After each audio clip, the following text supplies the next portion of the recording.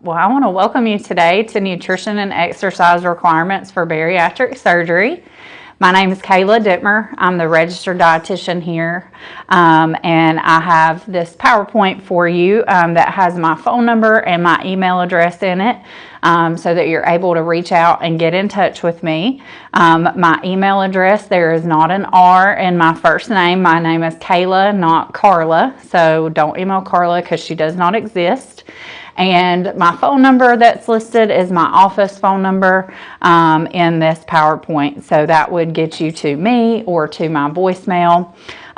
So what we're going to be looking at today during our class is in the first half of class on the agenda, we're going to be looking at general information and pre-op requirements. And then in the second part of class and the agenda, we're going to be looking at post-op requirements. So a little bit of everything to get you ready for bariatric surgery. So anything in this first half of class, the general information and pre-op requirements, we do want you to go ahead and start making these changes now. Don't wait until surgery to start making changes. Go ahead and start today. So the first thing I like to look at is just some basic nutrition. We can pretty much put our foods into three categories: construction foods, energy foods, and protection foods. And we need all three to have the best meal plan. Construction is where we'll spend the majority of our time because protein is so important to the way our body functions. It builds our body up. Our bones, our cells, our blood, our tissues are all made up of protein. So making sure both before and after surgery you're getting the right amounts to build your body. Energy comes from carbohydrates and fats. Carbohydrates are our body's quickest source of energy. Fat is our body's longer source of energy. So we do want both food groups to have stable energy levels. And then protection comes from our fruits and vegetables, lots of vitamins, minerals, fiber, and phytonutrients in those to help protect our body, to keep our immune systems healthy and prevent diseases. So we do want all three groups as much as possible throughout our day. Now, protein, it is that building block of our cells. It builds everything up. It also helps heal our bodies and get vitamins and minerals where they need to go in our body. So protein is going to help prevent malnutrition. We don't want you to go through this weight loss process and then come out malnourished. Some of the problems that you might see if your protein intake is too low, hair loss. I know a lot of people are concerned about that. Protein is the #1 thing that is going to help protect your hair. Poor skin integrity, things like slow wound healing and fatigue. And one of the things that we're most concerned with is your muscle mass. We don't want you to experience excessive amounts of muscle loss because that's going to cause poor weight loss. So we want to avoid all of these problems of protein malnutrition by getting the right amount of protein in.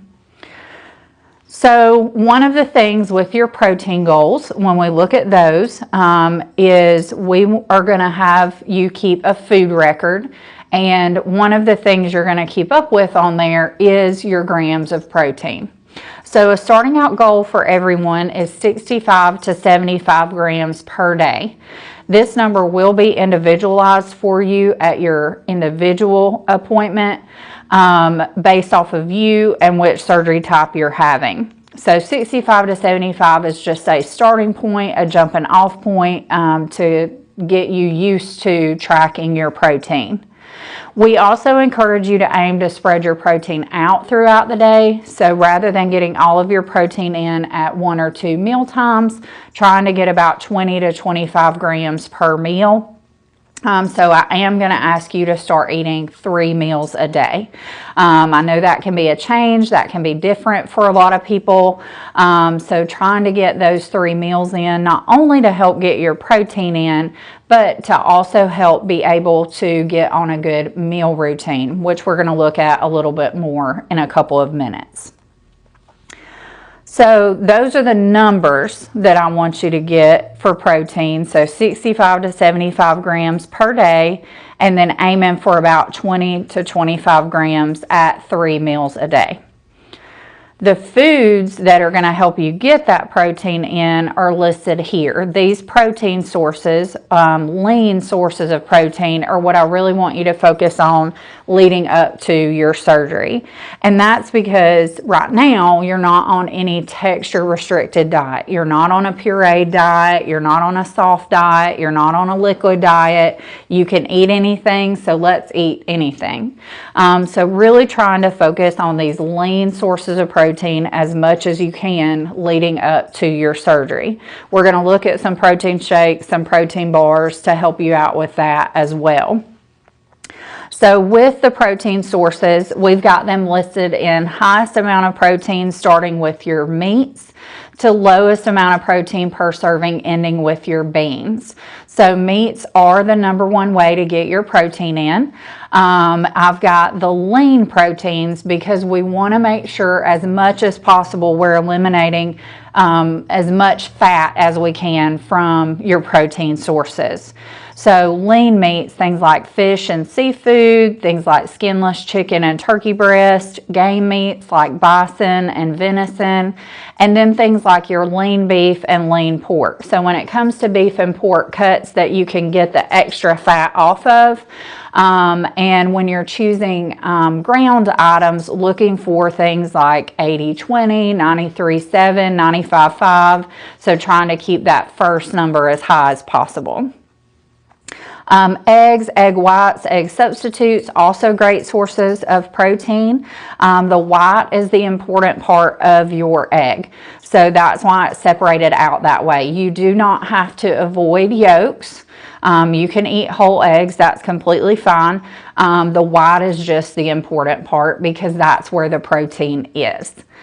So using those eggs, low fat or fat-free dairy. If you are not a milk drinker, you do not have to be a milk drinker to get through this process. However, if you do drink milk, we do want you to go from whole milk or 2% milk down to 1% or skim milk instead. Again, trying to eliminate as much fat as possible from those protein sources. Soy milk is the only plant-based milk that's listed on here, and that's because it's the only plant-based milk that has enough protein to be a standalone protein source. So that's why you don't see almond milk, that's why you don't see oat milk listed here, because they don't have enough protein to be a standalone. You can still use those items, but they're not going to help meet your protein goals. And anytime you're doing a plant-based milk, make sure it's unsweetened. Cheeses and cottage cheese, also great sources of protein. Again, when possible, trying to do low fat or fat-free. And the #1 food that I really recommend that you choose or try to find that you like and enjoy on this slide is some type of yogurt. Especially Greek yogurt is the best. It's the highest in protein automatically. It does not have to be plain. It can be flavored.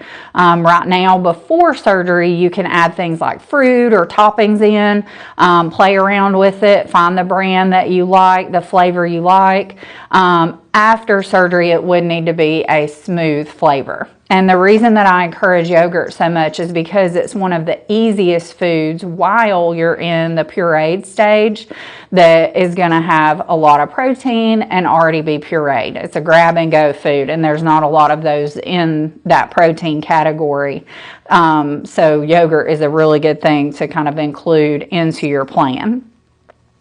Tofu, vegetarian, and vegan proteins, lots of good options coming out in those categories. New meat substitutes coming out, it feels like every day. And then beans themselves have a lot of protein in them as well.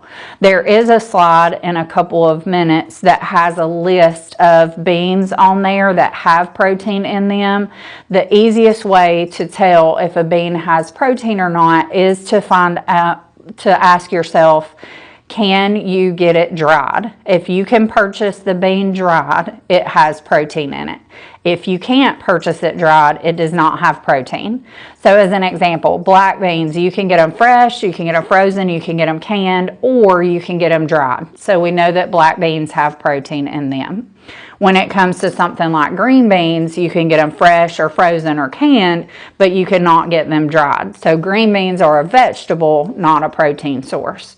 So kind of the same situation as the almond milk. It's a good food, it's just not a protein food. So these are the main sources that I want you to focus on for protein during this preoperative time. So protein supplements, I have listed here for you some protein shakes. And so with protein shakes, we do want you to count those as a meal. And so what I've got is a list of protein shake brands along with the goal of how to pick a good one. So I am never the type of person to tell you to go home and throw something out. I want you to use what you've got at your home. And then when you need more protein supplements, get one that fits our goals if yours doesn't. So if you look at your protein shake you currently use and it doesn't have enough protein, or maybe it's too high in sugar, we'll just have you swap it out for one that fits our goals instead next time you go grocery shopping. So any of these brands that I have listed here are options that already fit that goal. Same thing with protein bars. I have a list of bars that I know follow our guidelines along with the goal of how to pick a good one. Again, we want you to use these as a meal right now. So the good thing about protein shakes and protein bars, especially if you're a meal skipper, is you can start to get in the routine of having those meals. The one caution that I will give you, especially with protein shakes, is don't burn yourself out on them right now while you're waiting to have surgery. So you're going to want to use them for after surgery during that pureed stage. And so we just don't want you to use them so much right now that you hate them. So they can be a good choice. They can help you get your routine in, and we've got those options there for you. Also have some options for you for protein snacks. These are just some quicker grab and go type protein foods. We're going to talk again a little bit more about meal scheduling in a couple of minutes, but ideally I want you to have protein every single time that you eat. Now the next couple of slides that have the light bulbs on them, all that those slides are mainly for your information. So I'm not going to discuss the slides that have light bulbs. So these protein source slides that have the light bulb, and then any other slides that have the light bulb, I'm going to skip through. So we've got protein sources starting with chicken breast, protein sources starting with eggs, protein sources starting with lentils, and then we're on carbohydrates. So carbohydrates are our body's quickest source of energy. Our body needs carbohydrates for energy. So what I'm going to have you do during this preoperative time is not avoid carbohydrates, but start swapping out any of your simple carbohydrates for the carbohydrates that are more complex.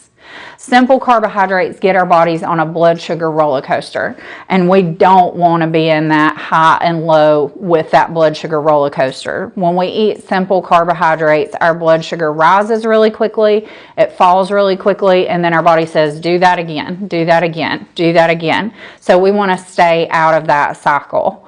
Complex carbs, while they still raise our blood sugar, we can't fix that. That's what happens. When we eat carbs, our blood sugar goes up. But with complex carbs, when our blood sugar rises, it comes down at a better rate. So more like a bell curve on a graph versus a spike and a crash. And that's because complex carbs have more fiber in them. That fiber is going to make it harder for your body to break those carbs down, and it's going to help you feel fuller longer. So anytime you can start swapping out your simple carbs, those at the bottom, for complex carbs instead, we want you to start making those swaps. So complex carbohydrates are going to be those grains that are higher in fiber, whole grain or whole wheat. So starting to make those types of swaps with your breads, your tortillas, your pastas. And there's a lot of hot words on these products right now. They'll say things like low carb, carb balance, keto friendly. Those are all good options as well, because without it being the company's main selling point, they've just increased that fiber. So good choices, especially if you have picky eaters in your home who don't like the look of whole wheat bread or whole wheat pasta. You might do a white pasta that has added fiber into it as a better choice. Brown rice, quinoa, oats, and oatmeal, also good choices to help get that complex carb in. If you prefer flavored oats, always try to choose the lower sugar varieties. So there's several brands out there that are lower in sugar, so trying to look for those, and that way you still have the maple brown sugar without all the extra sugar. Fruits and vegetables, I'm not going to pick on any specific ones. You can have potatoes, you can have corn, you can have bananas. We're not going to pick on those. But with your fruits and vegetables, we do want you to start avoiding things like juices, because juice is just a sugary beverage. We want to avoid things like canned fruits that have syrups, looking for it packed in water, or it might say something like no sugar added or have a sweetener in it instead. No dried fruit. The problem with dried fruit is they condense all that sugar down into those little teeny tiny packages. And so something like 2 tablespoons of raisins has the same amount of carbs and sugar as a half a cup of grapes. That half a cup of grapes is a lot more food than 2 little measly tablespoons of raisins is. And then frozen fruit is usually pretty safe. With that frozen fruit, it usually doesn't have added sugar unless it's some type of dessert item. And then beans, they're the same as the protein beans. So they're in both categories. Beans are going to help you get that good complex carb, that good fiber, and then they're going to help you meet your protein goal. So beans are a really good item to start incorporating into your daily routine. Now with carbohydrates, I'm not going to have you keep up with grams of carb. However, if you are already counting your carbs because you do that for diabetes, then I want you to continue to manage your diabetes by carb counting. I'm just not going to give you a number to keep up with when it comes to carbohydrates. So if you're getting those complex carbohydrates, that is going to help you get your fiber in. Fiber is an important part of our diets because it helps protect our digestive tract, it helps us feel full for longer, and it helps to regulate diseases. So we definitely want to get fiber in as much as we can each day. And the sources are all those complex carbs. So if you're getting those complex carbs in, that should help you increase your fiber intake each day.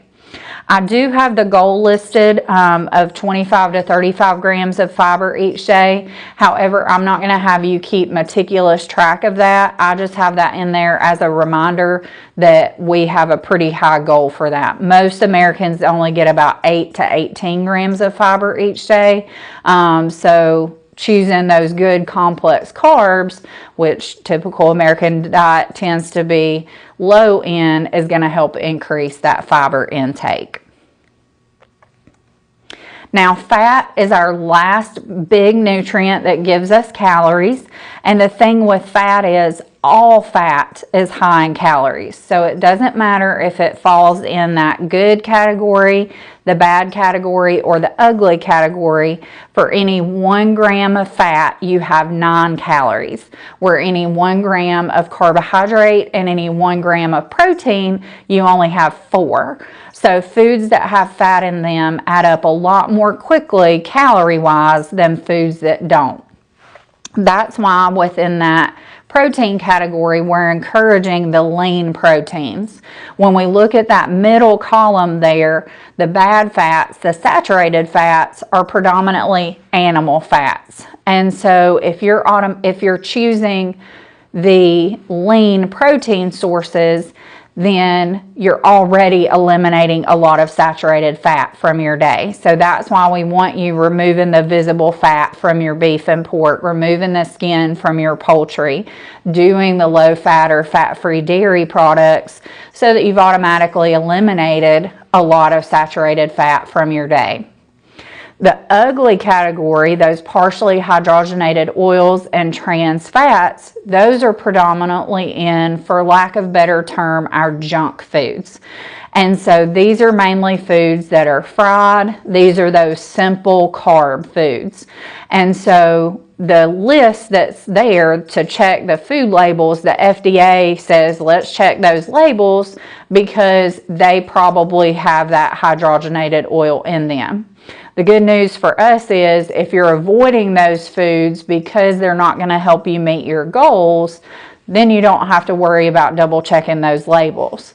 So avoiding those fried foods, avoiding frying your foods at home as much as possible, and then avoiding those simple carbs that are more likely to have that hydrogenated oil in them. And then the good column, that terminology is not wrong. They are good fats. However, they're still high calorie foods. So managing your portion size when it comes to those good fats is still important. The best example I can give of that is the nuts and seeds that are listed. Any nuts and seeds are going to be very high in calories. So a cup usually has about 900 calories. That's a lot of calories for not a lot of food. So avoiding or using individual packages versus big packages to help manage that portion. Same thing with like your cooking oils. Using things like sprays versus the pourable oils so that you help to control the amount that you're using, because most of the time when we pour too much, where if you're using those sprays, you don't have to worry about that. You can spray pretty much as you want and it's fine. So the PAM sprays or those types of sprays, or your own like oil mister that you can use whatever oil you prefer. So the idea with fat, again, I'm not going to give you a gram to keep up with. So kind of like carbohydrates, we're not keeping up with grams of fat. We're just looking at ways to limit your overall fat intake throughout the day. So after protein, fluid is the next thing. Every single time you come into the office, you're going to get asked, are you getting enough protein? Are you getting enough fluid? Those two things are going to get asked every single time you're in the office. And it's because it's so important to how you feel and staying well. We do not want you to get dehydrated. So we want you to drink a minimum of 48 to 64 ounces of fluid each day. I have the example there of 4 bottles of water. That is the same thing as 64 ounces. Those 16-ounce bottles of water, it's the same thing. 4 of those is 64 ounces. It just sounds a whole lot better. 4 bottles of water sounds better than 8 8-ounce cups or half a gallon, but it's all the same measurement. So whatever works for you to be able to get that fluid in, that's just our minimum. Now, if you are on any type of fluid restriction because maybe you have heart disease or kidney disease or any other condition that requires a fluid restriction, you have to follow that fluid restriction. That is your goal. Otherwise, if you're not on a fluid restriction, 48 to 64 ounces a day minimum. Now, your fluid does not have to be all water, but it does have to be caffeine-free, carbonation-free, and sugar-free. So the reason for that, the reason we have to have caffeine-free and carbonation-free beverages is because caffeinated beverages and carbonated beverages can both cause pain and discomfort early on after surgery. So we do want you to avoid those two things for at least the first 3 months after surgery. The other issue, especially with the caffeinated beverages, is they actually cause dehydration. So it's kind of like on Jeopardy. If the contestant answers their first question wrong, they go negative 200 points. Then they have to answer a 200-point question to get back to 0 and 200 more to get back on the positive side. That's how caffeine works. So if you start your day off with 8 ounces of caffeine, you are negative 8 ounces of fluid for the day. So then you have to drink 8 of something without and 8 more to get back on the positive side. And especially right after surgery, it can be really difficult to kind of make up for that deficit that caffeine causes. So avoiding caffeinated and carbonated beverages, and try to eliminate them before your surgery. Don't wait until surgery to start eliminating those beverages. Go ahead and start doing it now. We never want you to drink your calories. Drinks with calories are one of the #1 reasons that people gain weight after surgery.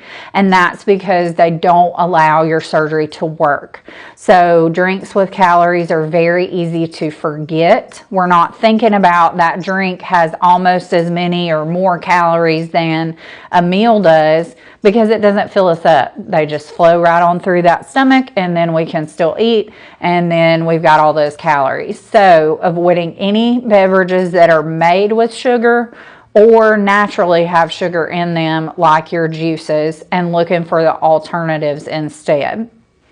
So I do have a list of some sugar alternatives for you. Those sugar alternatives could be an artificial sweetener, or it could be a sugar substitute. That is totally up to your preference and your comfort level.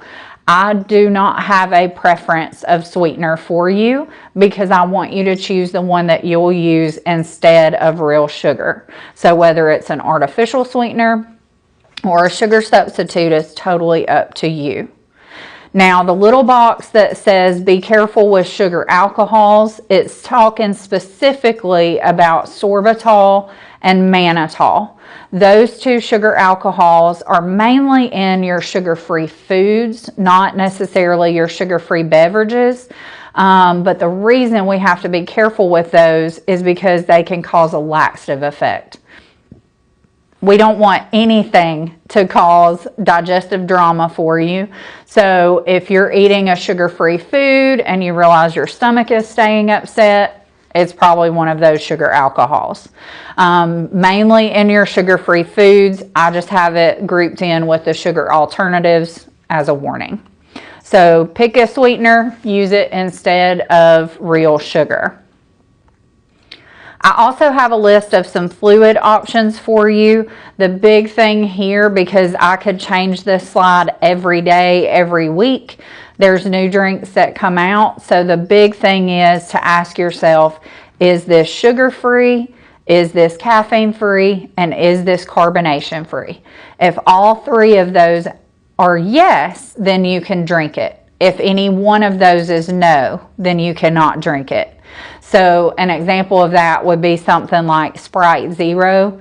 It's sugar-free and it's caffeine-free, but it's carbonated. So you would not need to have that beverage at least during the first 3 months after surgery. So sugar-free, caffeine-free, carbonation-free, and any of those beverages that follow that would add up toward that 48 to 64 ounce fluid goal. Now, some of the things you'll need to change with your beverages is also how you're drinking. So we want you to avoid drinking with your meal and for a full 30 minutes both before and after your meal. The reason for this is when you drink and eat at the same time, you're constantly flushing that stomach out. And initially after surgery, there's nowhere for that fluid to go. So it's either going to cause nausea or vomiting, it could cause reflux, it could cause pain or discomfort in your stomach, or it could flush everything out and cause diarrhea or dumping syndrome. So again, we want to avoid that digestive drama and start to get used to not drinking and eating at the same time. This is 100% habit. If you're used to drinking and eating at the same time, it's an autopilot thing. That drink is there, you grab it, you drink it, you don't even think about it.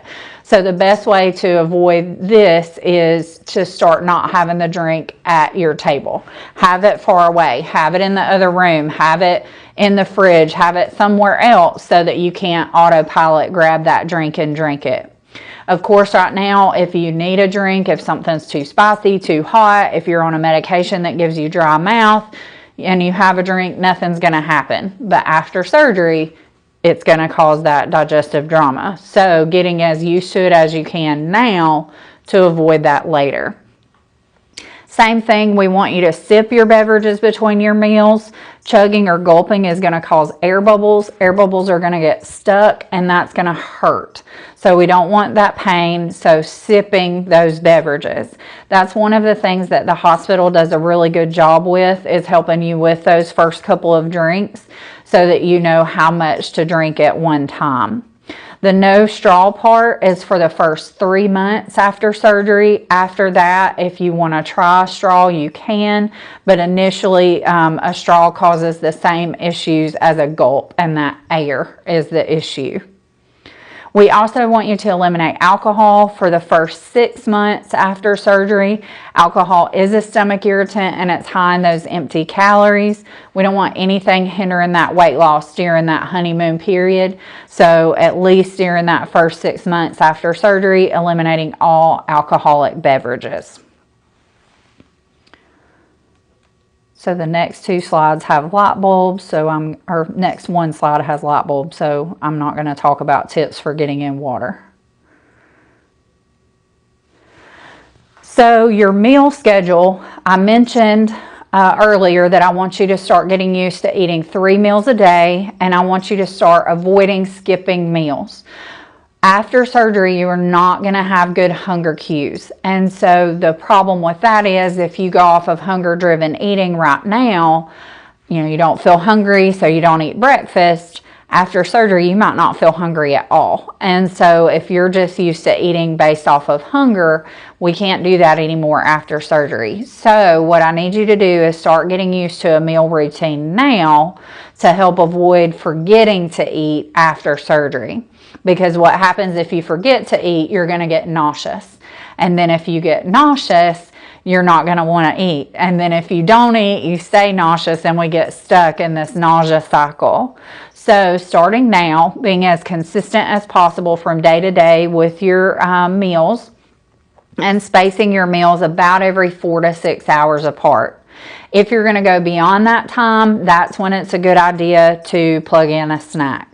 So using my day as an example, I don't typically need a snack between my breakfast and lunch because they're so close together, but my lunch and my supper might be 8 hours apart. So having a snack in between there helps to bridge that gap for me. So that's my schedule. Every person who sees this class is going to have a different schedule. So looking at your individual day and plugging in those meals and snacks and being as consistent as you can leading up to surgery. We also want you to try to have balanced meals as much as you can when you're planning those meals out. And so using these priorities to set up your meals.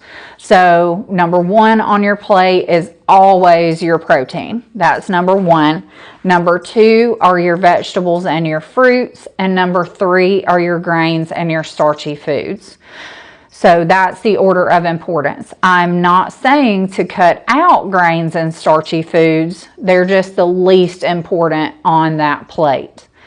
Now, the portions that are listed under each of those categories are per meal leading up to surgery. So you can have all of that food at breakfast, again at lunch, and again at supper time. This is very similar to the My Plate method of meal planning. This infographic is found on choosemyplate.gov, and it has good information about each individual food group, recipes. They have a kids and a teens version. The biggest difference between what I've been talking about and this visual is I group dairy in with protein. So you might not always have a dairy at your meal, or your dairy may be your protein for that meal. So that's the only real difference with this infographic. So another thing I'm going to have you keep up with is your daily calorie intake. So for women, 1,200 to 1,400 calories per day, and men, 1,500 to 1,700 calories per day. If you choose to use an app to track your foods and it gives you a different goal, this is still the goal that I want you to follow. Some days are going to be less, some days are going to be more. That's okay. This is just the range that I'm encouraging you to aim for during this time leading up to surgery. We want you to start measuring your portions. Using measuring cups and spoons is the most accurate way to do that, to get that measurement, to know this is what the nutritional value is compared to that. So getting in the habit of using those measuring cups and spoons. It doesn't matter if they are a bariatric specific measurement portion cup, or if they are measuring cups from the dollar store. As long as they have those measurements on it, that's what we want, so that you know for sure what you're getting. So start using those measuring cups and spoons. Now this picture here is somebody having food surgically removed because they did not chew well enough. So making sure that you're taking the time to chew your foods well. So that means we want you to take 20 to 30 minutes of focused chewing time. This 20 to 30 minutes is going to help you avoid that picture and having stuff surgically removed, but it's also going to help understand your body's signals for fullness. It takes our stomach about 20 to 30 minutes to start relaying fullness. That's why if you've ever eaten really fast and then got full all of a sudden, that's what happened. Your body didn't have enough time to say, hey, stop, slow down, you're full. So you ate past that fullness cue. So starting to slow down is going to help you with that. And it's going to help you not need a drink at your meal. So if you panicked when I said you can't drink and eat at the same time, if you're chewing well enough, then you don't need a drink. And if you can't have a drink, you have to chew well enough. So those two habits work really, really well for you to start practicing together. Another thing we're going to ask you to start doing is label reading. Label reading is important not only to keep your food record for us, but also to help with making good decisions about what foods you keep on hand. So with the nutrition facts label, there's going to be 3 sections that I want you to pay attention to. So the first section we want you to pay attention to is the serving size and servings per container. This is the first place you should always look at on a nutrition facts label. And that's because the serving size that's listed is what matches up with all the other numbers on that label. So if you are eating this food item, 2/3 of a cup is a serving, and there are 8 of those servings in the container. So the next thing that you're going to look at is the calories and the protein. So 2/3 of a cup is a serving, and that's what matches up with 230 calories. That 2/3 of a cup is what matches up with the 3 grams of protein. If that's what you eat, 1 serving, then you're good to go. You don't have to do anything. If you ate the whole container, because there are 8 servings in that container, you then have to multiply those numbers by 8. So you met your protein goal, but you went over your daily calorie goal with 1 food item. So that's why it's so important to look first at serving size, then calories, then protein, so that you get the numbers correct. If you eat more than 1 serving, that's fine. That's not a problem. You just need to count it that way. Now with going out to eat, we do recommend starting to limit that to no more than 3 times per week and trying to make the healthiest choices possible when you are going out to eat. The best way to do that is to look the restaurant up in advance. If a restaurant has more than 10 in their chain, they have to be able to provide you with nutrition information. So any of our big chain restaurants are going to have that information available. Your local mom and pop smaller restaurants do not have to have that information. So the best thing you can do there is look up a similar large restaurant to get that nutrition information. Other things when you're going out to eat is controlling the portion sizes and controlling the added calorie. Those are two of the biggest issues with restaurants. Is the portion sizes are huge, so getting smaller portions, going ahead boxing up half at the beginning instead of the end of the meal, and then controlling those extra calories. If it's got a glaze or a sauce or a dressing or a topping, trying to pare down those things as much as you can, and avoiding fried food out as much as you can out to eat, just like you would when you're at home. The other reason that we really encourage starting to limit going out to eat is because there's not a lot of options that you can eat right after surgery.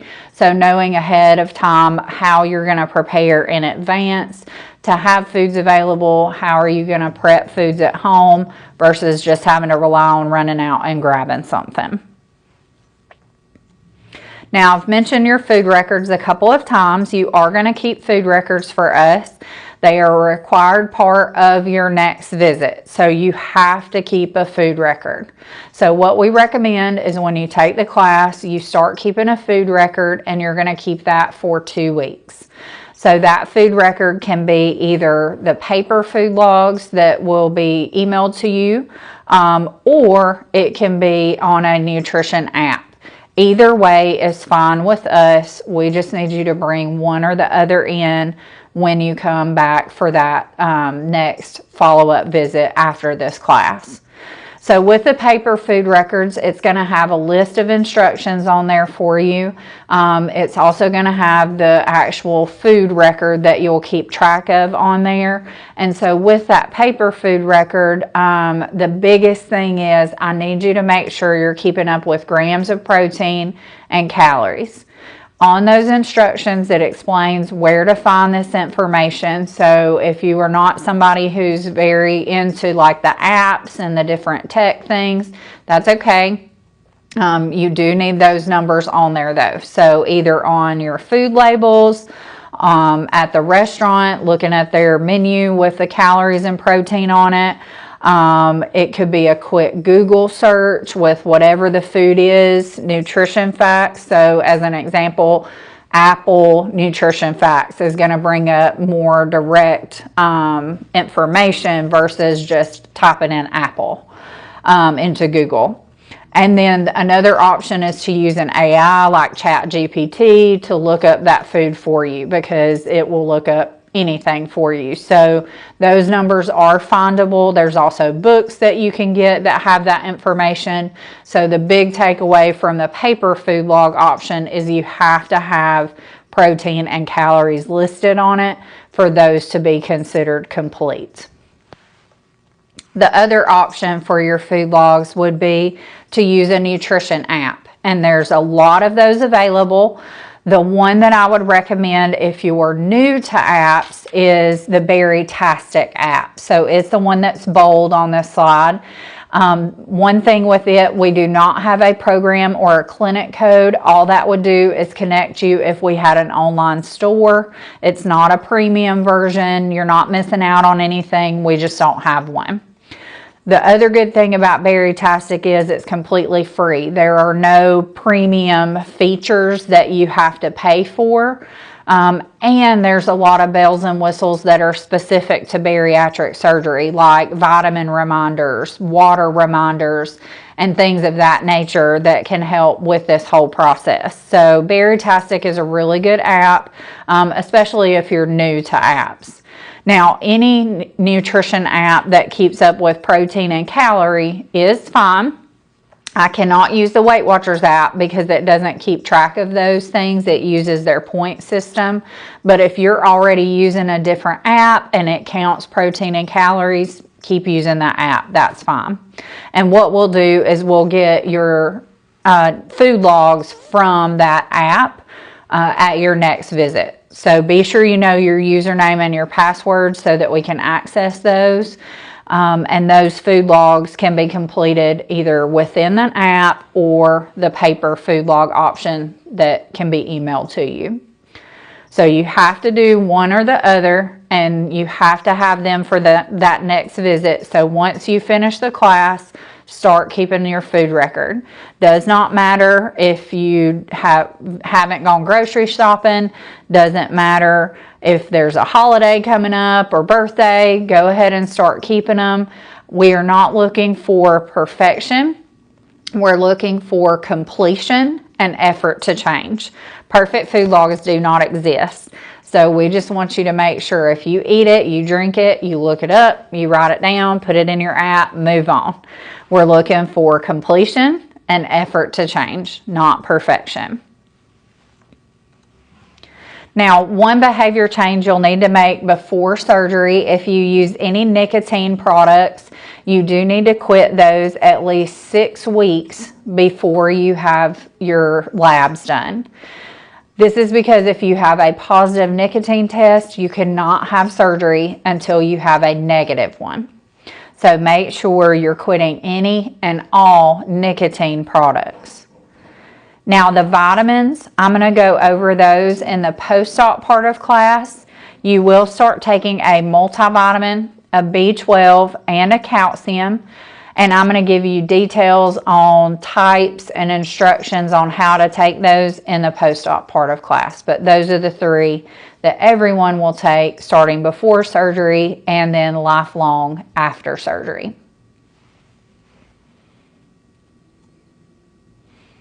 Now, exercise is something that we encourage you to start looking into. And the 3 things that I really encourage you to do before surgery is to start asking yourself, where are you going to exercise? What are you going to do for exercise? And when are you going to exercise? Go ahead and answer those 3 questions now so that you have a plan for after surgery. Where are you going to exercise? Is it going to be at home? Is it going to be at a gym? What are you going to do? We encourage both cardiovascular and strength training exercises. Cardiovascular exercises get your heart rate up and cause overall calorie burn. With resistance and strength training, that's an extra layer of protection for your muscles. So we're eating lots of protein to keep your muscles healthy. We also want you to strength train to keep those muscles healthy. And then when are you going to exercise? That's probably the hardest question for most people to answer because you got to figure out where it fits your day. Are you an early bird? Are you a night owl? Are you a confused pigeon? We need all 3. We need to figure out when you do your exercise, when it works best for you. Now, we never want exercise to cause physical injury or pain. So if you've been told not to do specific exercises, if there are exercises you cannot physically do, the purpose of exercise is not to cause pain or injury or discomfort. We want you starting where you are and building that routine up as you're able to. Now, this slide about the Healthy Foundations program is an option for our patients who live in Rome or near Rome. This is a program that Dr. Scott and Heather have pioneered with Rome Strength and Fitness to help with you getting that routine together with exercise. So this program is brand new. They're getting started with it, and the information is there for you if you want to be part of that program for after surgery. You can call them, you can ask questions, and there's the QR code as well to help you get started if that's a program you're interested in. So it's a really good way to get started with exercise if you want some structure to your routine. So then the next 2 slides have light bulbs.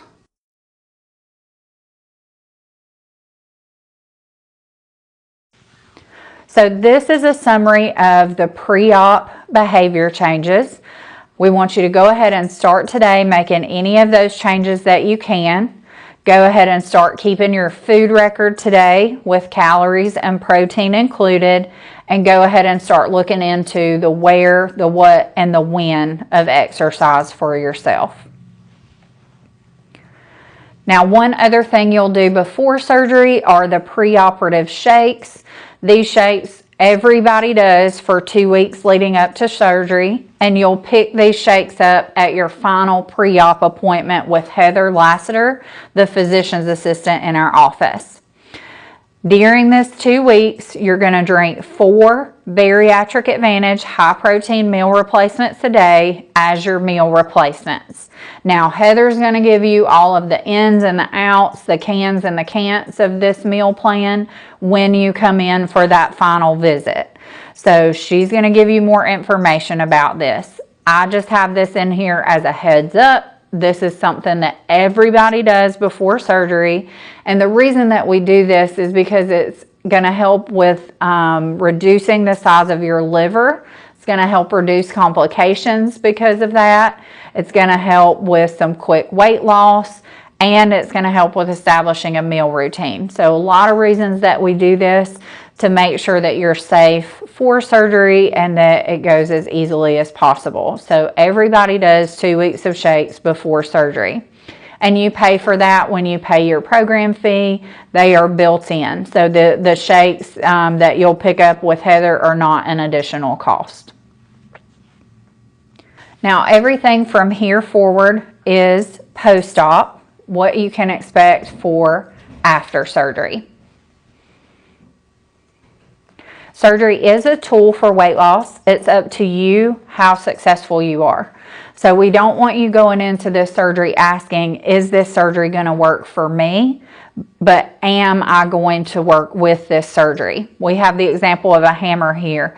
You don't ask a hammer to build a table, you use a hammer to build a table. And that's what you're going to do with this surgery. You're going to use the surgery as a tool to help build your body.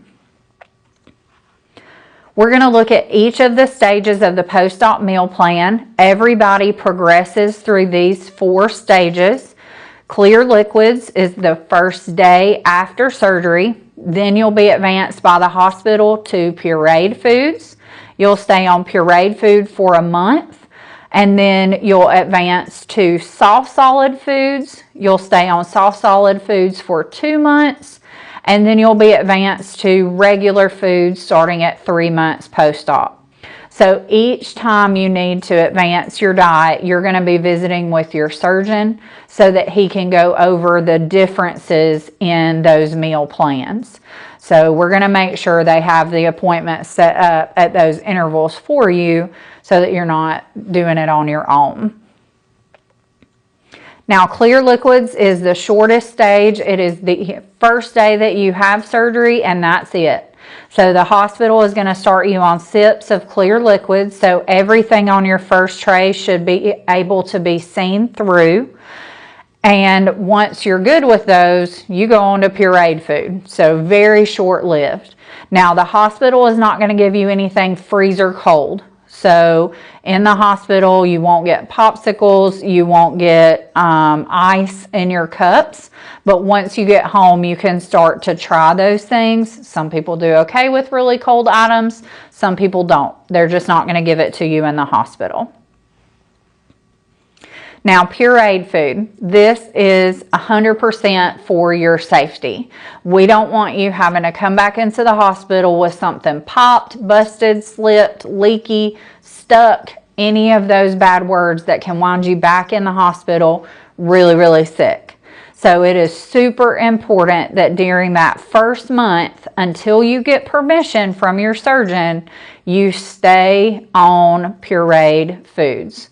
So that means that everything should be the consistency of applesauce, smoother, or a liquid during that first month after surgery.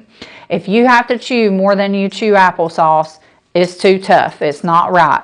So you need some type of blender, some type of food processor to be able to get those foods to the right texture. So applesauce, smoother or liquid during the first month until you get permission to go to those soft solid foods. So with pureed foods, we're going to have you eat 5 to 6 times a day. You can call those all meals, or you can say meal number 1, 2, 3, 4, 5, 6, or you can say breakfast snack, lunch snack, dinner snack. It does not matter what you call them. They're all going to be the same size. So those 5 to 6 times a day that you eat, you're going to eat about 1/4 cup to 1/2 cup of food. You might also see this listed in ounces, and that's the same measurement as 2 to 4 ounces. So use those measuring cups. We do still want you to take 20 to 30 minutes to eat, which I know sounds crazy with that amount of food. Baby spoons help so much with maintaining that small bite size and doing those, taking the time to eat that full 20 to 30 minutes. So get you some Dora the Explorer or whoever spoons to use during this time to keep those bites small. We want you to eat your protein first. That is the only priority nutrition-wise. So we are not looking for balance. We're not looking for vegetables. We're not looking for carbs. We want to make sure you're getting your protein in. And so one of the things that you're also going to get from us is a list of some pureed recipes, along with a list of pureed products to make sure that you're able to get your protein in, and it's that pureed consistency, which we know is weird. So we're going to make sure and give that to you as well. Now, at this point, we do still need you to be drinking the 48 to 64 ounces of fluid each day, and it has to be caffeine, carbonation, and sugar-free. So that's why before surgery, we're having you come off of those things. Now, I have a list of foods to choose and avoid, and then the sample menu here. With the sample menu, you'll notice at 10 o'clock and at 5 o'clock, there is a glass of milk or a protein shake listed. Those are counting as both food, so those are part of your 5 to 6 meals, and they're adding to your overall fluid goal. So milk and protein shakes count both ways. And so with that, we're going to have you treat it like a meal. So take 20 to 30 minutes to drink your glass of milk or to drink your protein shake. And whatever amount you can comfortably drink in that time is appropriate. So shakes and milk are the only thing that can go over that 1/2 cup portion size based off of your comfort level and how you feel with those. So sample menu, 5 to 6 meals on there. Got the water kind of spaced out in between.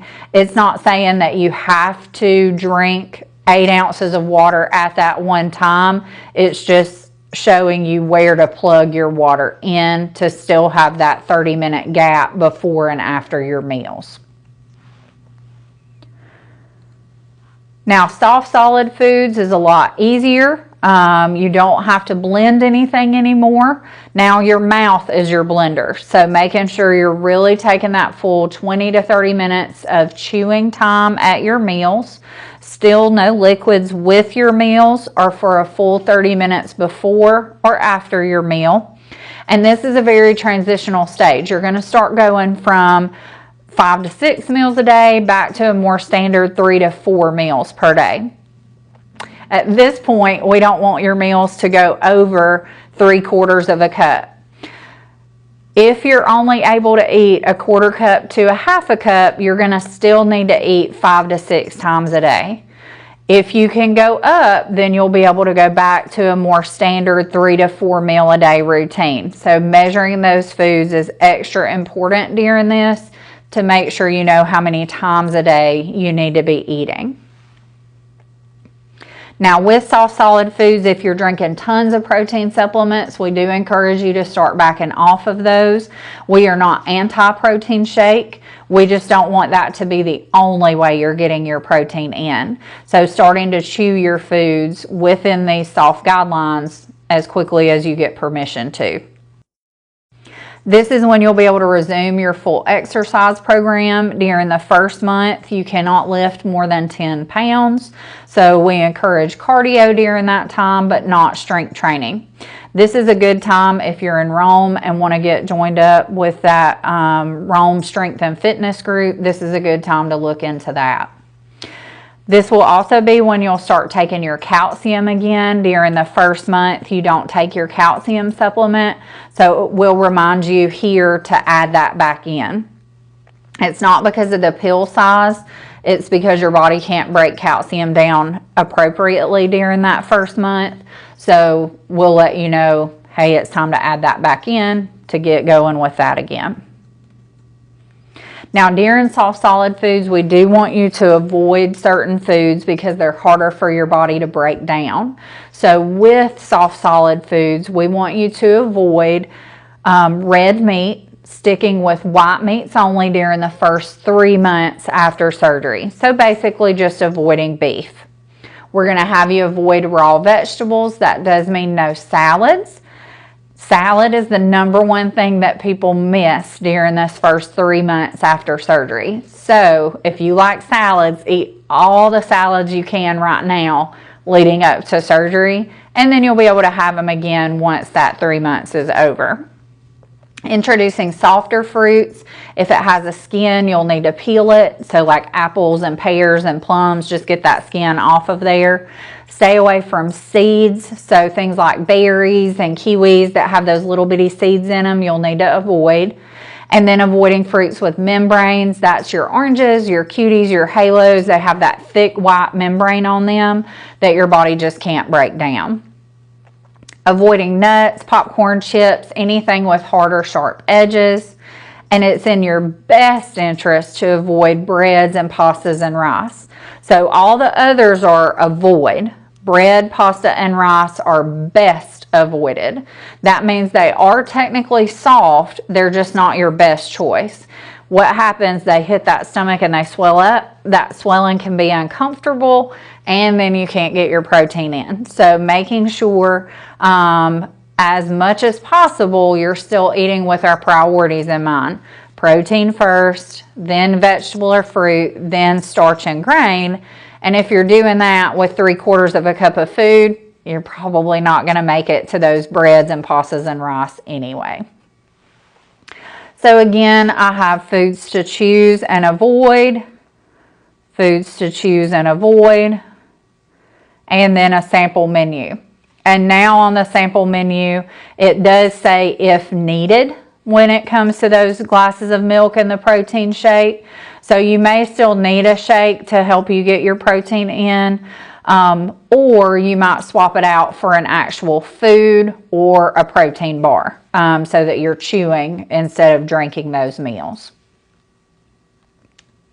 Now, regular food, this is at the 3-month post-op visit that you'll get the permission to advance to regular food. And this stage, there's no more texture restrictions.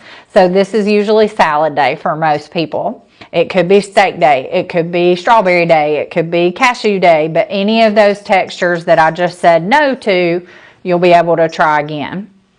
At this point, it's really important to look at both the quantity and the quality of your food. So quantity, no more than a cup of food total per meal. Less is always okay. We want you to measure your foods as much as you can, and that means your whole plate would fit in a 1-cup measuring cup. The other part of quantity is making sure that you are not grazing. Grazing is a pattern of eating where you pick here and there, a bite of this, a taste of that, a handful of this, a handful of that, or a meal that takes hours to eat. We don't want to eat that way. And the problem with grazing is when you eat like that, you never get full. You never get the restriction that your surgery is there to provide. You've got that smaller stomach pouch that should get full with a smaller amount of food. Well, with grazing, you never get the opportunity to get full, so you can eat a lot that way. Grazing is the other #1 reason that people gain weight. So drinks with sugar and grazing are tied for #1. And so we want to avoid that grazing by staying on a meal pattern. Taking the 20 to 30 minutes to eat your meals, and then it's just your fluid until your next planned out meal or snack time. And then quality is getting a good protein source and a good fiber source with every meal. Making sure that those foods are represented, because those are the foods that are going to keep you full and meet those nutrition needs. Our other habits stay the same. We still don't want you drinking with your meal and for a full 30 minutes after. You might be able to drink up to your meal. You can kind of play with that 30 minutes, but we never want you to drink with or for 30 minutes after. And then this is when you could limit the intake of caffeine and carbonation. However, remembering that those problems still exist. So a lot of people decide it's just not worth it to add those in and potentially cause problems. Now, on the regular foods, I have a visual here of what your plate should look like. We're using a smaller plate, that 6-inch salad plate, versus the larger plates, because we eat with our eyes first. So if you have a smaller plate that's full, you automatically feel more satisfied. Got on there our guidelines that we want to eat your protein first, and that should be the bulk of your plate. We want those non-starchy vegetables or fruit, those come second. And then your starches are your third choice, that smallest section on that plate. It has an X through the glass of water because we don't want you to drink and eat at the same time. We want you to drink water, but not while you're eating. So on the sample menu on regular foods, you'll notice there aren't any protein supplements listed. And the reason for that, again, we're not anti-protein shake. We just want you chewing as much as possible with your meals versus relying solely on those shakes to get your nutrition in. Shakes at this point, 3 months post-op, become a plan B. Plan A is let's get real food in, let's have those solid foods. Plan B would be a protein shake or a protein bar. And so that's because we want you to feel full. We want that stomach to get that restriction from the food. And then we don't want you to have to use shakes forever and ever, amen. So trying to do real food as much as you can. Now, concentrated sweets, we want you to avoid these as much and as long as you can, both now leading up to your surgery and then post-op as well. Concentrated sweets really ramp up that blood sugar cycle. The more we eat them, the more we want them. The vice versa is also true. The less we eat them, the less we want them. I did not say the less we like them. Everybody likes something on this list. And so the best way to handle these foods is out of sight, out of mind when you can. That works so much better than good intentions, because when we have these foods around, it's hard to keep those good intentions in place. So really trying as much as you can to avoid these, keep them out of sight, out of mind. Now, high-fat foods, we want to avoid these, remembering that all fat is high in calories, even healthy fat. That's why peanut butter is in bold on this list. So peanut butter is a high-fat food, not a high-protein food. A lot of diets use peanut butter inappropriately as a protein food. Peanut butter is a fat food. And so with peanut butter, if you like it, there are a couple of products you can use. PB2 or PB Fit are brand names of powdered peanut butter. I know that sounds weird, but what you do is you reconstitute it and it makes your spreadable peanut butter. Or a lot of people will use it in their shakes or in things like yogurt to help get that peanut butter taste. What PB2 and PB Fit are is peanuts that have had all the fat removed. So you're left with just protein. And so they're just peanuts that's had that fat removed. There's actually less ingredients in PB2 and PB Fit than Jif peanut butter. So it's not a Frankenstein food. It's just maybe a little different than we're used to seeing. Avocados is only in bold to remind you it is a fat source. If you are eating avocado toast, it is the same thing as eating butter toast. Yes, it's a better fat, but it is still a fat source. So being mindful, avocado is used as a fat, not as a vegetable or a fruit. Now, slider foods, these next two PowerPoint slides are for after the soft food stage. So during the first 3 months, during the pureed stage that first month, and soft food the second and the third month, your foods have to be easy for your stomach to digest. Once you get back on regular foods, your foods do not have to be easy anymore. We want them to be challenging to your stomach. The new stomach pouch, you get fuller with that smaller amount of food. Slider foods do not cause that reaction. They slide. And so what happens is because they slide through, they don't signal fullness. Then you're able to eat larger portions. Then you're able to get more calories. You're going to be hungrier between meals, not feel satisfied at those meals, which is going to make weight loss and maintenance more difficult. And sliders are just a form of sabotage to your weight loss efforts. So that's why we encourage you to make sure the majority of what you eat is solid food. It's okay to feel yourself digest. It should not be painful, but it's okay to know that that food is there. If it's painful, it's almost always how you ate, not what you ate, that was the problem. So double check, did you eat slow enough? Did you take small enough bites? Did you drink with that meal or not? All those things are more likely to cause that discomfort than the actual food. It's also okay to feel full with a smaller amount of food than that max quantity. So a cup of food is the max amount, but if you get full on a half a cup, that's fine.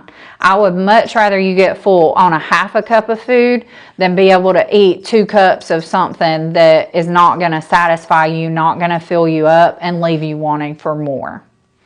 So these are some examples of slider foods. All of these are considered sliders.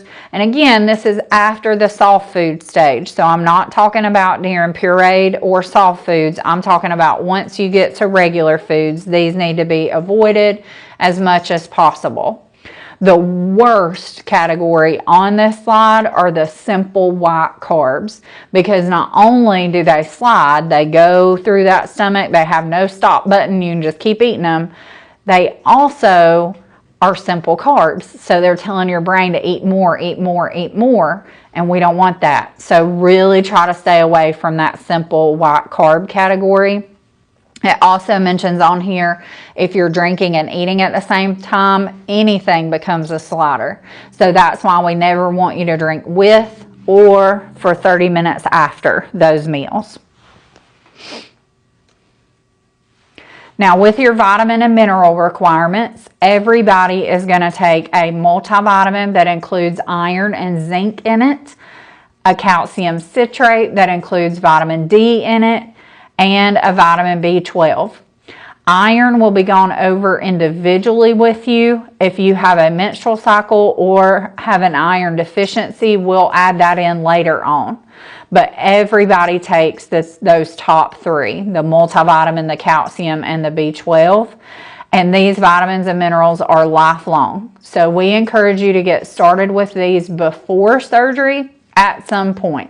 So whether you go ahead, you finish this class and you start taking them now, or you wait to meet with the dietitian, or you wait until you meet with Heather, we want you to get started with them before surgery and then continue those after surgery.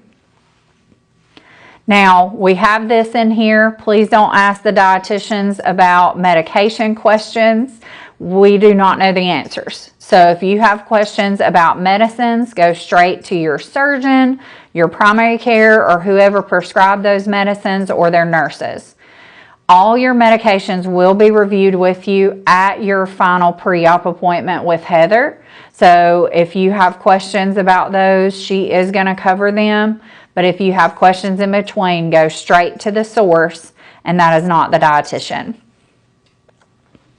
Now, with the vitamins and minerals, the multivitamin is going to include both iron and zinc.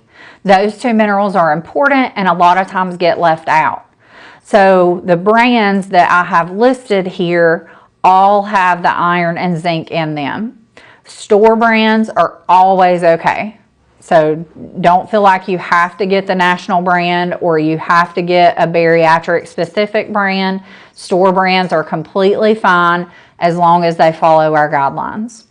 So with your multivitamin, you are going to take one multivitamin twice per day, and it has to be chewable for at least the first 6 weeks after surgery. Chewable, not gummy. Gummy vitamins don't have iron in them, and so that's why you can't take a gummy multivitamin ever. So chewable for the first 6 weeks, and then if you want to go back to a pill, you can. So the brands that are listed there follow our guidelines, and most people take the Flintstones during that first 6 weeks. It could be the Flintstones Complete or the Flintstones with iron. And if you're looking for a store brand, it's probably going to say Kids or Children's Complete. There's not a grown-up Flintstone. Now, with your vitamins, calcium, the most important thing that it's going to say on that labeling is calcium citrate. That is the type of calcium that your body can absorb. When we're looking at calcium in your store, calcium carbonate, calcium triphosphate are more popular. We want calcium citrate. And all calcium should include vitamin D with it to help it be absorbed properly. So if you're already on an additional vitamin D, you are going to continue to take that. We're not going to stop that, but your calcium does need that in there as well. Now we're going to have you take a total of 1,500 to 1,800 milligrams of calcium each day, separated out into 3 500 to 600 milligram doses, separate from when you take your multivitamin by 2 hours. So this one takes the most getting used to because you can't take everything together in the morning or at nighttime. So what most people will do, they'll take their multivitamin when they wake up and when they go to sleep. And then they'll take their calcium kind of mid-morning, lunch, mid-afternoon. You can adjust that however you want. So however you want to set up your day is fine. We just need that 2-hour gap. So with the calcium, this is the one you'll start before surgery, and then you'll stop that first month after surgery. So we'll remind you to stop it, and we'll remind you when it's time to start it again. Now you can take either a chew or a pill when it comes to your calcium. It never has to be chewable, but if that's your preference, that's usually going to be a bariatric specific brand. You are not going to find a calcium citrate chew at your regular stores. I've looked, they don't have them. So if you want to chew, you're going to need to go online, and there's several bariatric specific brands: Bariatric Advantage, Celebrate, Bariatric Fusion. The main thing you're looking for is that it's a calcium citrate that has vitamin D in it. We do sell the Bariatric Advantage chews in general surgery as well. Citracal is the brand name that you can find over the counter. Those are pills, and it comes in a maximum or a petite. And so with those, it would be either 2 pills 3 times a day, with the petite 3 pills 3 times a day, or with the chews 1 3 times a day. So it's always 3 times a day. We just are making sure you're getting that right dose. Now we have you take calcium because we don't want you to get osteoporosis, and you cannot get enough calcium from your food alone, either because of decreased intake or decreased absorption. Now with vitamin B12, you can take it one of 3 ways. You can either take it by mouth, you can take the weekly nasal spray, or you can take the monthly injections. Totally up to your preference which one you do. If you want to do the injections or the nasal spray, those are prescriptions that you can get after surgery. And the way our office handles the injections, they'll train you to give it to yourself, and then they'll send the prescription to your pharmacy so that you can do it yourself at home. We can do an injection schedule, it's just not our norm. If you don't want to deal with a prescription, you don't want to deal with shots, then the way that you'll take it by mouth, it's going to say something like sublingual, dissolve, or melt on it. And it needs to be a tablet that dissolves, not a liquid or a pill that you swallow. So we want it to dissolve. And you're going to take it a minimum of 3 times a week, 1,000 micrograms per dose. So there is no maximum on B12. If it's easier for you to remember to take it every day, take it every day. That's fine. It's not a problem. I'd rather you take it every day than you forget about it and then end up with a deficiency. So if you want to set up a schedule, Monday, Wednesday, Friday, Tuesday, Thursday, Saturday, that's fine. If you know you're going to forget it that way, take it every day. No maximum on B12. We have you take B12 because we don't want you to get pernicious anemia. Pernicious anemia can cause nerve damage, and nerve damage is irreversible. So we want to make sure you're taking that B12 to avoid that in the first place. They do regular lab work to catch and correct deficiencies, but taking these vitamins and minerals are so important for you to avoid them in the first place. So this is a sample vitamin schedule. You can adjust this however you want. You might set up specific times of day that you have alarms or reminders. You might set it up around your meal and snack times. Totally up to you. We just need to make sure that there is a 2-hour gap between when you take your multivitamin and when you take your calcium. This is one of the things that you'll review with your dietitian at your follow-up visit from the class. And so with that, if you want to have an online shopping cart to review, or if you want to bring in bottles and let us look at the front and the back of them, we're happy to make sure that you have the right thing. Now, alcohol, just a reminder, no alcohol for at least the first 6 months after surgery. Alcohol is a stomach irritant, and it's going to hinder the weight loss. Alcohol is also a lot stronger after surgery. So 1 drink after is equal to 3 drinks before surgery. I have heard some very funny stories about this, and I have heard some very serious stories about this. So please be careful if you choose to drink alcohol after that 6-month time period. One potential problem after surgery is constipation. However, it's not unusual to have less frequent bowel movements. So most people only have a bowel movement about every 2 to 3 days after surgery. That's normal, not constipated. You're eating less, so you're going to go less. If you are constipated, the first line of defense is always fluid. So making sure you're getting in a minimum of 64 ounces each day, including a good fiber source with each meal as you're able to increase your fiber. And then it is okay to take a stool softener. You'll just need to ask the office what's appropriate. I can almost guarantee, though, the first thing they're going to ask you is, are you getting enough fluid? Because that's the best way to avoid this problem in the first place. Now, nausea and vomiting, the good news about those, the most common causes are all preventable.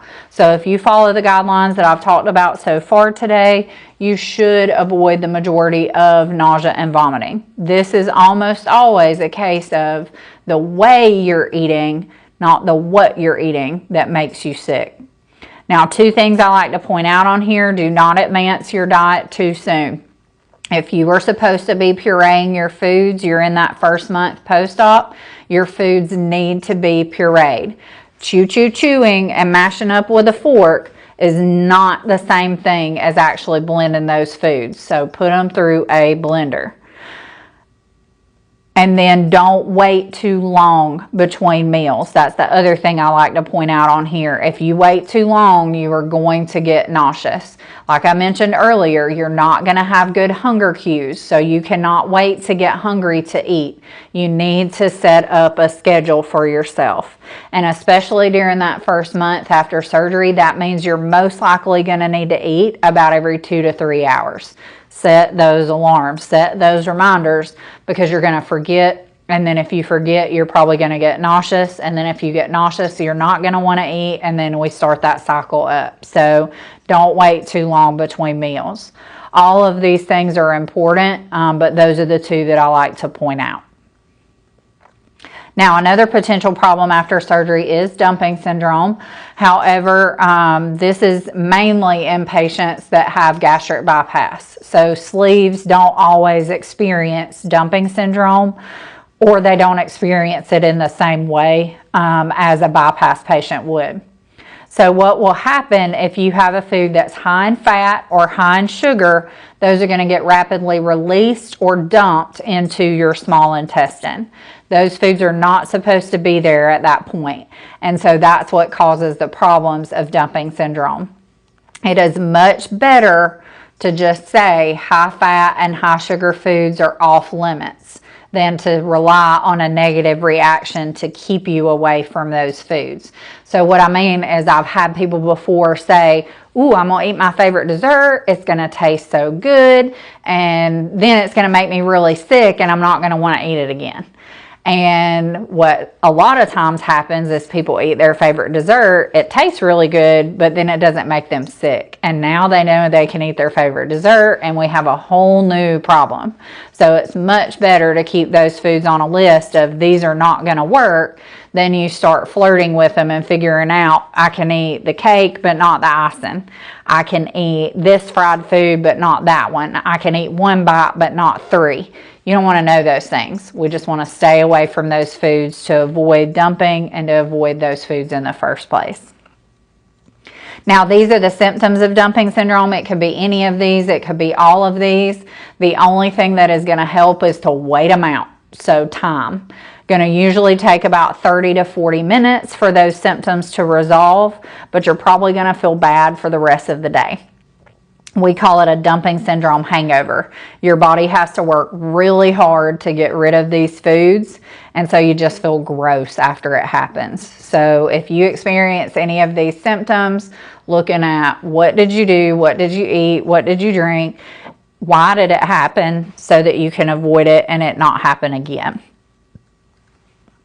Now, this is a lifelong commitment to a healthy lifestyle and good food choices, and so making sure you're making that commitment now. It is possible to regain weight after surgery. Going back to old habits, maybe starting new bad habits, will result in weight regain. And so the ways that I typically see people gaining weight are listed here, along with the ways of how to avoid them. So grazing and drinks with calories are tied for number one. It's not if you're going to gain weight, but when, if those two things start up. So to avoid grazing, staying on a good meal pattern. Make sure you've got those meals in place. 3 meals, and then maybe 1 or 2 intentional snacks during the day. And there's a big difference in having an intentional snack to bridge a gap between your meals, like we talked about, or to help meet your needs, to get your protein in. You may need that additional snack. That's okay. That's a lot different than that pick and graze that adds all that extra calorie without that intention. Drinks with calories. Don't do it to yourself. Do not start drinks with calories after surgery. Right now, leading up to surgery, you have a finish line. You need to be off drinks with sugar by the time you have surgery. After surgery, you don't have a finish line anymore, so it's a lot harder to come back off of those. Half and half sweet tea is 100% sweet tea. I know that hurts a lot of people's feelings. I pick on sweet tea because we live in the South, but whatever your sugary beverage of choice is, don't do it to yourself after surgery. Being inactive, we do encourage both cardiovascular and strength training activities. Don't skip the strength training. People who strength train do so much better than people who don't after, because they're protecting their muscle mass. So be sure you're including both cardiovascular and strength training. And then just in general, if poor food choices start making their way back in, you're going to probably see that your protein goes down, your fiber goes down, probably going to be choosing slider foods, probably going to start picking and grazing, and it's just like those dominoes start falling. And so making sure you've always got those good high protein, high fiber foods, low sugar, low fat long term. Now, this time leading up to surgery and the first 6 to 12 months after surgery is the most important time to make changes. Start now and continue while you're in that rapid stage of weight loss. We don't want you to wait until your weight loss starts to taper off to start making changes. We want you to already have those good habits in place when that weight loss starts to taper off. So making those changes now so that when that weight loss slows down, you've got a good foundation to build off of. We do have 2 online support groups in the form of Facebook groups. Those are listed for you. Atrium Health Floyd Bariatric Surgery is one that you can search for in Facebook, and Advent Health Bariatric Surgery Support Group Northwest Georgia is the other one. Both of those are closed Facebook groups. Both of those are monitored by the hospitals to make sure that the information is consistent for you so that you're getting information that we would recommend. So good groups to be a part of, lots of patients in there before surgery, lots of patients after surgery, and years out from surgery. So if you want to be part of those groups, ask to be added, and then they'll let you into those groups. If you want to write a list or a letter to yourself and bring it to a follow-up visit with me or with your surgeon of maybe goals or reasons you're having surgery, we can get that letter back to you at your 6-month post-op visit. So this is just an optional thing that we do, a good way to help with looking at where did you start and where are you going. So if you want to bring that letter just at a follow-up visit, either your next nutrition visit or a visit with Heather or your surgeon, bring that in. Now, your follow-up appointments are 30-minute visits, so that follow-up nutrition visit is not a 2-hour class anymore. It is typically about 2 to 3 weeks after your class, and those appointments are generally held in general surgery. You may be doing a virtual visit. That is an option as well. At that visit, you'll need to have your food records with you, so that's why I want you to start taking, keeping track of those now. And the only reason that we would require additional visits is if your insurance requires it or if the dietitian doesn't feel that you're ready. So if you're not making any changes or you need a little extra help, we can say, hey, you need to come back in. Once you've met the nutrition requirement, you did the class, you did your individual visit, you brought those food logs back in, Megan or Sarah would be your next step. So Megan Bolt is at Atrium, Sarah Hunt is at Advent. I have their contact information here, but you've most likely been in contact with one of them already. They are the ones that make sure your insurance I's are dotted and T's are crossed. Also have the nutrition visit outline for you just to kind of show you the way that we typically run those follow-up appointments and the options for additional nutrition visits. And then some helpful websites for you. I have the websites for our program. I have some for food, some for vitamins, and then don't forget about YouTube, especially for exercise. Just a really good way to get exercise routines for free. And they have everything from seated exercises to high intensity interval training to yoga. So good way to get that exercise in. And that is the conclusion of the class.